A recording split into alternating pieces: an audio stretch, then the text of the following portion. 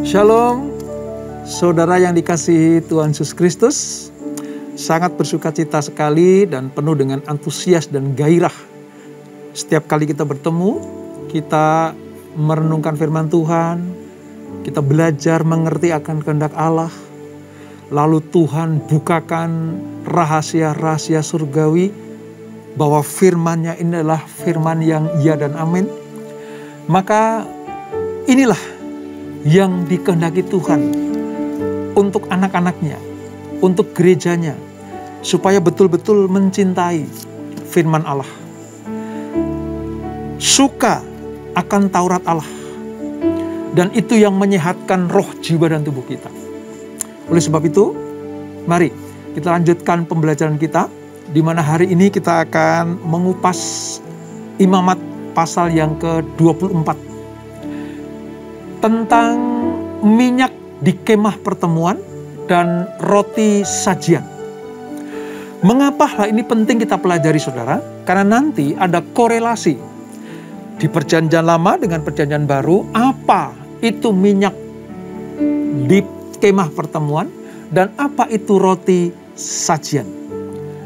Namun mari kita minta Roh Tuhan mengurapi kita, Roh Kudus mencelikkan mata rohani kita. Kita minta Allah hadir di tengah-tengah pembelajaran pada malam hari ini. Kita hampiri Dia. Kita sembah Dia, saudara. Kami bersyukur buat kebaikan-Mu, Tuhan. Kami bersyukur buat rahmat-Mu yang baru. Terima kasih Bapa, Kau nyatakan kemuliaan-Mu, Kau nyatakan kebesaran-Mu. Segala pujian bagi-Mu, segala pujian bagi-Mu Tuhan, sebab Kau Allah penuh kemuliaan. Tuhan hadir di bait kudus-Nya saat umat mencari wajah-Nya, berseru, berdoa, bersujud menyembah dan menikmati kehadiran-Nya. Tuhan mau dekat dengan umat-Nya yang datang dengan segenap hatinya, berseru, berdoa, bersujud menyembah dan menikmati kehadiran-Nya. Hanya hadirat-Mu ya Tuhan yang kami nantikan. Hadirat-Mu memenuhiku, hadirat kudus-Mu penuhi bait-Mu, dan ku tersungkur menyembah-Mu. Yang ku nampak hanya kemuliaan-Mu. Terima kasih Bapa, terima kasih Tuhan. Tuhan hadir di bait kudus-Nya saat umat mencari wajah-Nya, berseru, berdoa, bersujud menyembah dan menikmati kehadiran-Nya. Tuhan mau dekat dengan umat-Nya yang datang dengan segenap hatinya, berseru, berdoa, bersujud menyembah menikmati kehadirannya. Hadirat-Mu memenuhiku, hadirat kudus-Mu penuhi bait-Mu, dan ku tersungkur menyembah-Mu. Yang ku nampak hanya kemuliaan-Mu. Hadirat-Mu memenuhiku, hadirat kudus-Mu penuhi bait-Mu, dan ku tersungkur menyembah-Mu. Yang ku nampak hanya kemuliaan-Mu. Hadirat-Mu memenuhiku, hadirat kudus-Mu penuhi bait-Mu, dan ku tersungkur menyembah-Mu. Yang ku nampak hanya kemuliaan-Mu, dan ku tersungkur menyembah-Mu. Yang ku nampak hanya kemuliaan-Mu, dan ku tersungkur menyembah-Mu. Yang ku nampak hanya kemuliaan-Mu. Indahnya Tuhan, indahnya hadirat-Mu, sucinya Tuhan, sucinya hadirat-Mu memenuhi kami.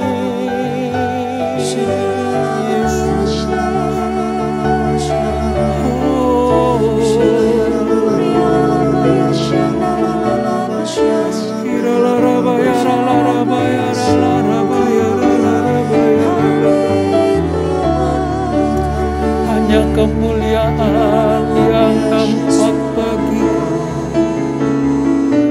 hanya kemuliaan bagi-Mu Tuhan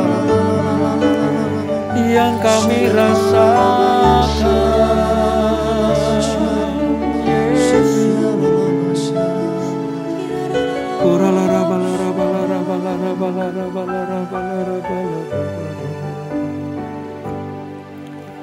Saat ku masuk ke hadirat-Mu, ku tersungkur dan sembah-Mu. Ku persembahkan korban syukurku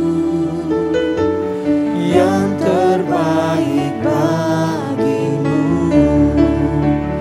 Ku bawa korban syukur ke tempat kudus-Mu Tuhan. Hatiku limpah dengan syukur, sebab Tuhan baik selamanya. Ku bawa korban syukur ke tempat kudus-Mu Tuhan. Hatiku limpah dengan syukur, sebab Tuhan baik selamanya. Ku bawa korban syukur ke tempat kudus-Mu Tuhan. hatiku limpah dengan syukur, sebab Tuhan baik. Oh, sebab Tuhan baik. Oh, sebab Tuhan baik. Amin. Amin. Amin Tuhan. Hati kami limpah dengan ucapan syukur, sebab kami bukan hanya melihat, tapi juga merasakan kebaikan-kebaikan Tuhan. Oleh sebab itu, setiap kali kami tinggal di dalam hadirat-Mu, dan Engkau hadir dalam hidup kami, maka semua kebaikan-kebaikan Tuhan itu mengalir dalam hidup kami anak-anak-Mu. Terima kasih Tuhan Yesus. Terima kasih Roh Kudus. Dan sebentar Engkau akan berfirman untuk kami semuanya. Dari pembelajaran kitab Imamat pasal yang ke-24 ini, kami mau dengar-dengaran. Telinga kami sediakan sebagai telinga seorang murid. Supaya kami diberi pelajaran, pengajaran, tuntunan dari Tuhan. Dengan demikian kami tidak salah melangkah. Urapi kami Tuhan dan urapi hamba-Mu. Kami siap untuk belajar di dalam nama Yesus. Yang siap belajar firman Tuhan, mari sama-sama kita katakan amin. Amin. Baik, kita akan lanjutkan pembelajaran kita saudara dari Imamat pasal yang ke-24. Hari ini kita akan belajar tentang minyak untuk lampu yang ada di kemah suci dan roti sajian yang selalu ada di kemah suci pula. Nah, kita akan baca dari ayat 1 sampai dengan ayat yang ke-9. Saya akan bacakan, saudara simak baik-baik ya. Demikian firman Tuhan. Imamat 24. Minyak untuk lampu. Tuhan berfirman kepada Musa, "Perintahkanlah kepada orang Israel, supaya mereka membawa kepadamu minyak zaitun tumbuk yang tulen untuk lampu, supaya lampu dapat dipasang dan tetap menyala. Harun harus tetap mengatur lampu-lampu itu di depan tabir yang menutupi tabut hukum di dalam kemah pertemuan, dari petang sampai pagi di hadapan Tuhan. Itulah suatu ketetapan untuk selama-lamanya bagimu turun-temurun. Di atas kandil dari emas murni haruslah tetap diaturnya lampu-lampu itu di hadapan Tuhan." Nah, ini tentang minyak untuk lampu dulu saudara. Nah saudara, di pasal ini kita sedang diperlihatkan oleh Tuhan lewat peristiwa bagaimana kegiatan di kemah suci yang dilakukan oleh Imam Harun dan anak-anaknya, supaya di dalam kemah suci itu terus ada terang. Harus ada cahaya. Makanya minyak untuk lampu-lampu di kemah pertemuan itu harus selalu tersedia. Apa itu? Dari minyak zaitun tumbuk yang tulen. Minyak zaitun yang ditumbuk dan itu tulen, murni. Apa maksudnya saudara? Bahwa lampu penerangan ya yang ada di kemah suci itu harus tetap menyala. Sebab disitulah Allah sedang bertemu dengan anak-anaknya.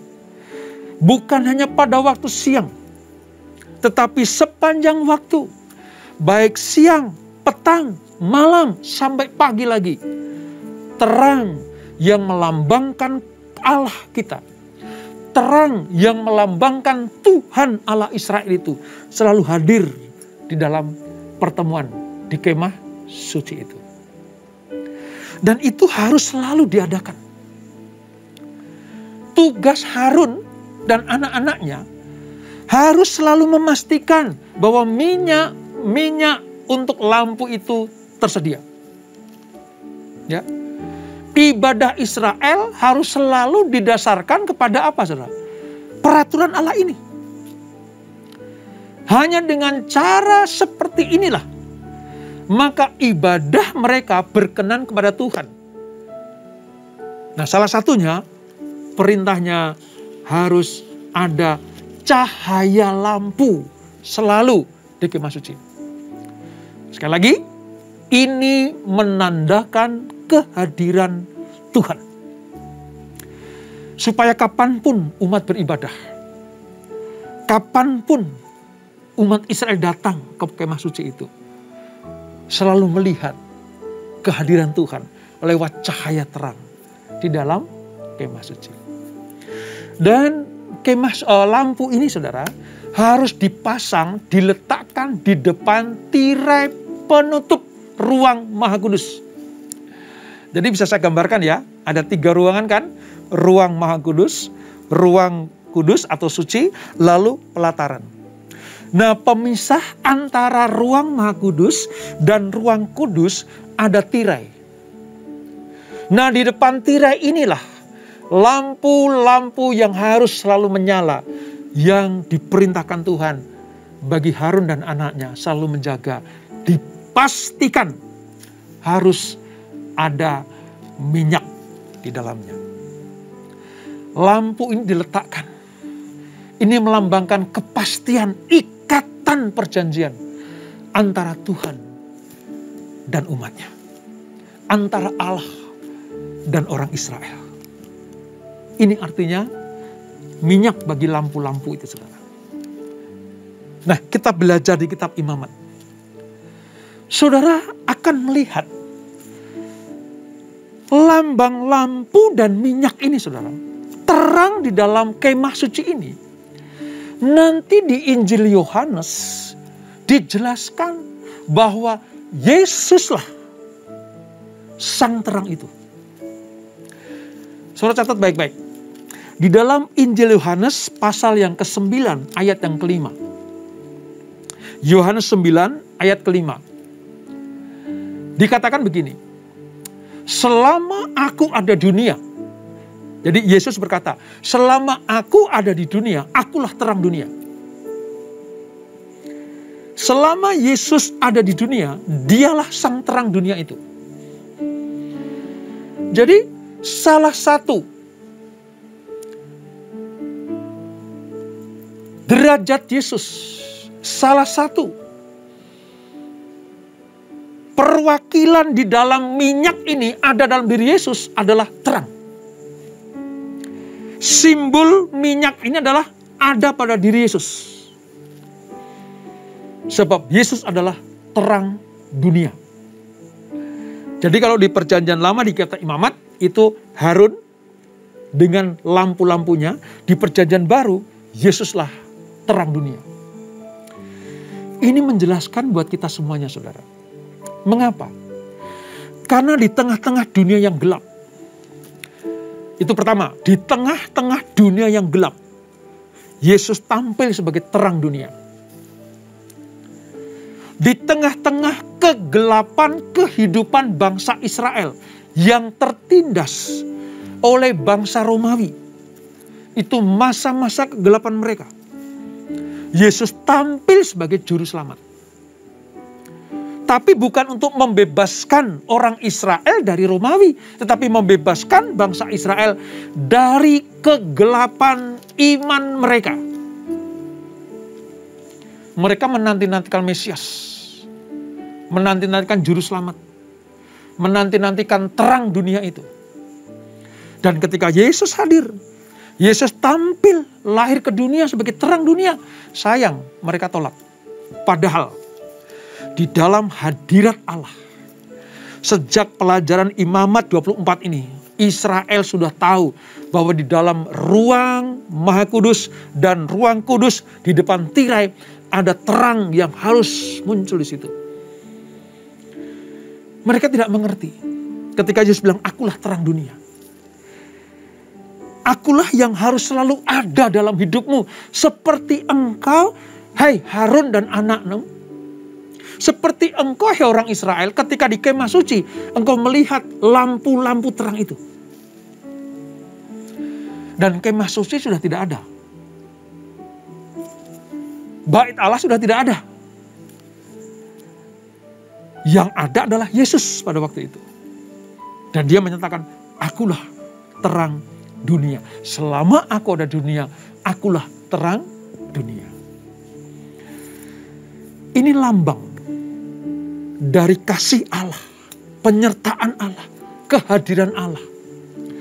Jadi Yesus hadir di dunia di tengah-tengah orang Yahudi pada waktu itu. Sebenarnya Allah sedang melengkapi, menyempurnakan ibadah orang Israel di mana mereka harus menyalakan lampu dan selalu ada minyak di dalamnya itu.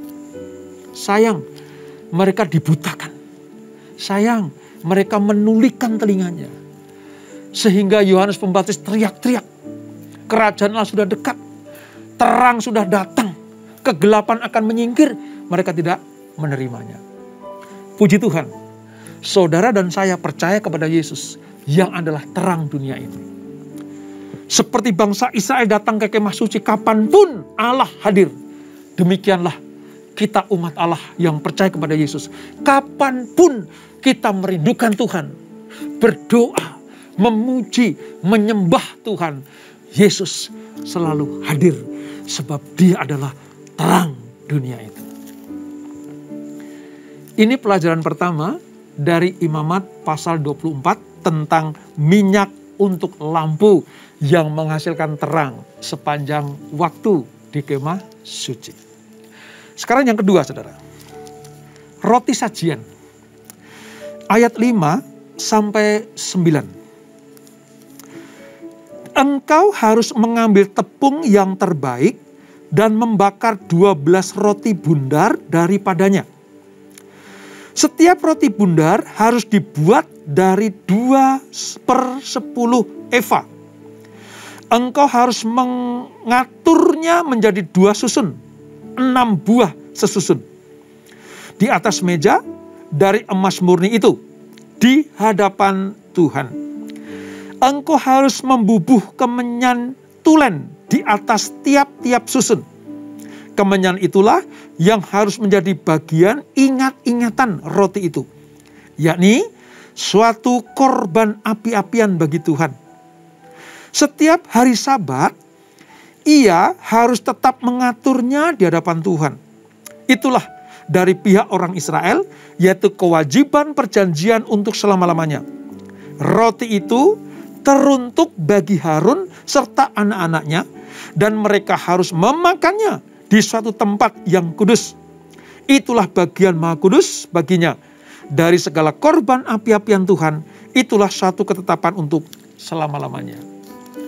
Setelah kita belajar tentang minyak yang melambangkan kehadiran Allah selalu dalam lampu itu, maka yang kedua tentang roti sajian. Nah, roti sajian ini, saudara, ini harus dipersiapkan oleh Harun. Dipersembahkan oleh Harun di ruang kemah suci itu. Dan di dalam susunan-susunan, ada 6 susun setiap susun tadi, saudara. Dibubuhkan apa? Kemenyan tulen. Dipersembahkan kepada Tuhan sebagai korban ucapan syukur karena pemeliharaan Tuhan atas umatnya. Tadi ayat 5-7. Setiap Sabat, roti-roti itu diatur di hadapan Tuhan. Ini menandakan bahwa dalam ikatan perjanjian Tuhan dan umatnya, tidak henti-hentinya Tuhan menyatakan anugerahnya. Sehingga apa? Umat Allah harus tidak henti-hentinya juga mengucap syukur kepada Tuhan. Ini luar biasa. Jadi, roti sajian ini, yang pertama, memang dipersiapkan untuk Tuhan. Tapi yang kedua, sebagai peringatan bahwa Allah lah yang menyediakan ini untuk kalian, hai umat Israel, supaya engkau terpelihara sempurna. Dan yang ketiga, saudara, setiap hari Sabat, roti sajian ini diganti, yang baru. Setiap Sabat dipersiapkan yang baru. Nah, yang baru diunjukkan kepada Tuhan. Yang lama nanti Tuhan izinkan Harun dan anak-anaknya menikmati roti sajian itu di tempat kudus, artinya di tempat kemah suci itu. Apa maknanya buat kita semuanya, saudara? Ingat tadi, Yesus adalah terang dunia. Di dalam roti sajian ini, Yesus adalah roti hidup. Masih di Injil Yohanes pasal yang ke-6, saudara. Di ayatnya yang ke-35. Akulah roti hidup. Barang siapa makan roti, ya, hidup, yaitu aku, itu melambangkan tentang apa? Nanti perjamuan kudus itu ya. Tentang tubuh dan darah Kristus. Maka engkau tetap hidup walaupun engkau mati secara jasmani. Tapi engkau tetap hidup. Artinya ada kehidupan kekal. Ketika kita menerima Yesus sebagai Tuhan dan Juru Selamat. Dan kita dipersatukan dengan Dia lewat menikmati roti hidup itu. Wow. Ternyata kitab Imamat ini ya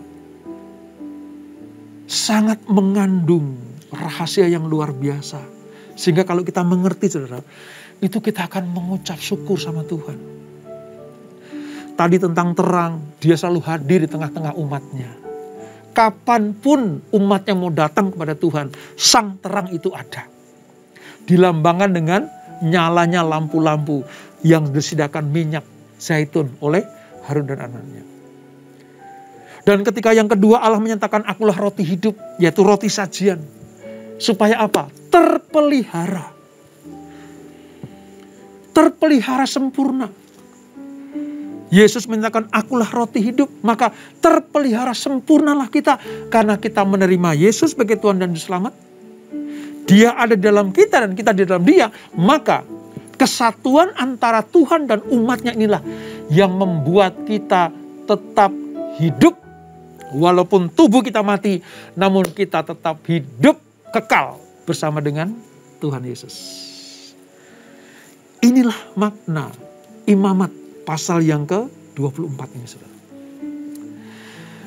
Agak sedikit mengherankan sebenarnya. Kenapa?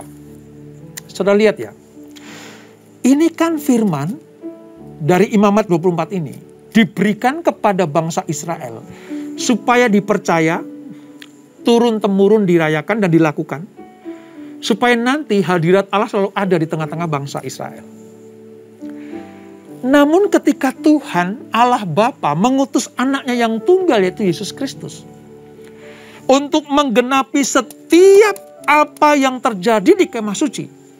Entah itu sebagai lampu atau terang maupun roti sajian yang terwakili oleh Tuhan Yesus.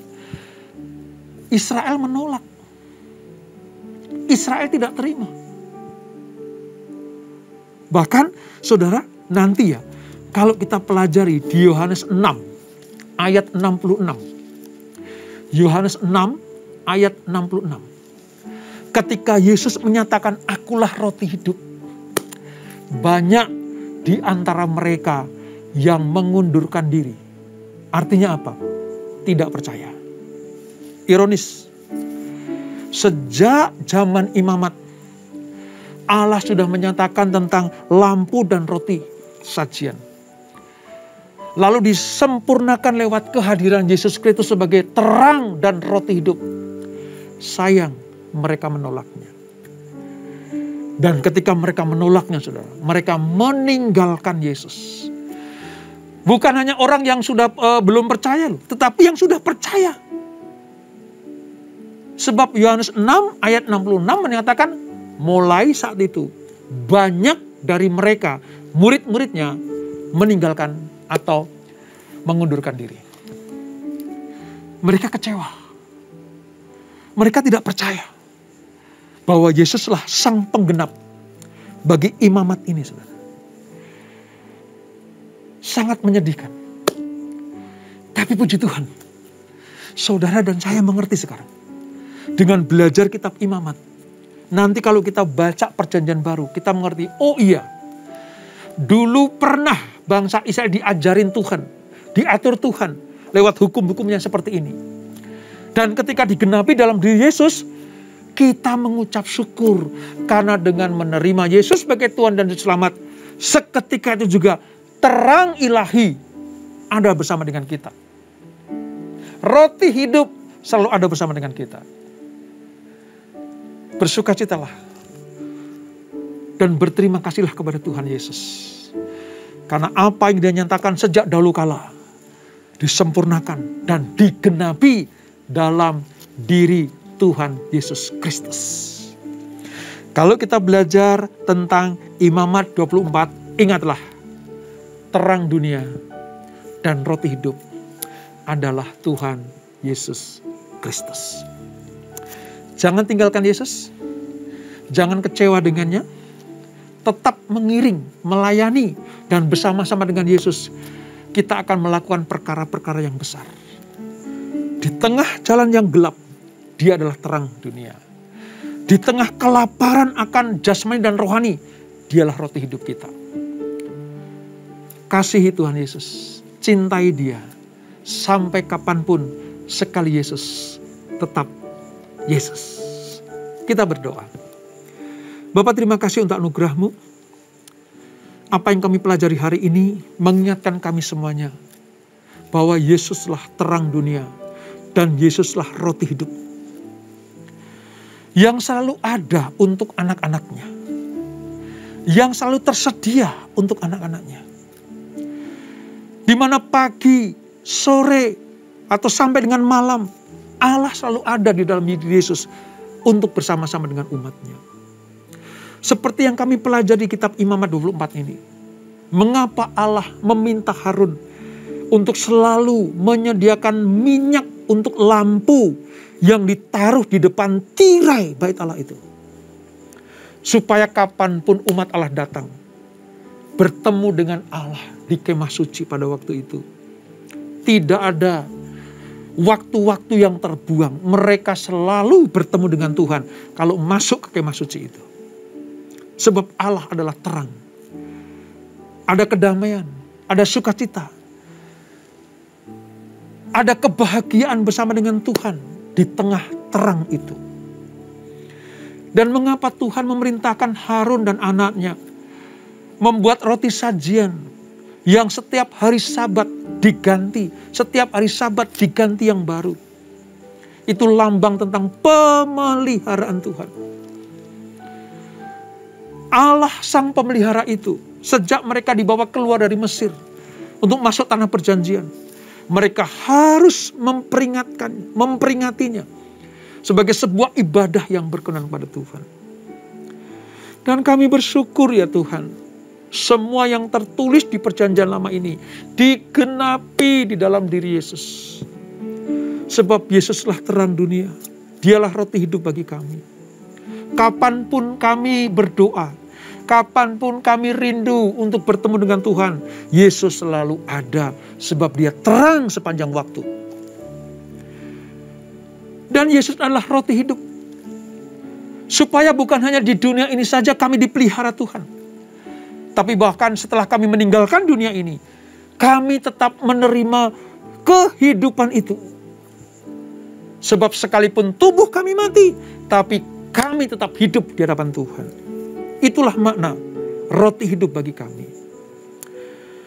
Walaupun banyak yang menolak, meninggalkan Yesus, lalu mereka tidak percaya kepada Yesus, tapi kami pastikan kami tetap akan mencintai Yesus sampai kapanpun. Terima kasih Bapak untuk pelajaran pada hari ini. Kami percaya kami semuanya diberkati Tuhan. Berkati anak-anak-Mu, berkati keluarga demi keluarga, berkati para suami, istri, anak-anak, generasi muda, generasi Yeremia diberkati Tuhan. Gerejamu diberkati Tuhan. Pelayan-pelayanmu diberkati Tuhan. Bahkan kami juga berdoa untuk bangsa kami Indonesia diberkati Tuhan. Biarlah terang ilahi itu selalu menyinari kami semuanya. Menyinari keluarga kami, menyinari gereja kami, menyinari bangsa kami, menyinari dunia ini. Sehingga banyak orang percaya kepada Yesus, sang terang dunia itu. Sebelum kami berpisah, kami siapkan hati kami untuk terima berkat yang daripada-Mu. Kekasih-kekasih Kristus, arahkan hatimu kepada Tuhan dan terimalah berkat kasih anugerah dari Allah Bapa yang berlimpah-limpah di dalam anaknya yang tunggal Tuhan Yesus Kristus, dan persekutuan yang manis dalam Roh Kudus menyertai kita semuanya. Mulai saat ini sampai Maranatha, Tuhan datang untuk yang kedua kali menjemput kita semuanya. Dibawa masuk dalam perjamuan kawin anak domba, menikmati kemuliaan kekal sampai selama-lamanya. Yang diberkati sama-sama kita katakan amin, amin, amin. Tuhan Yesus memberkati.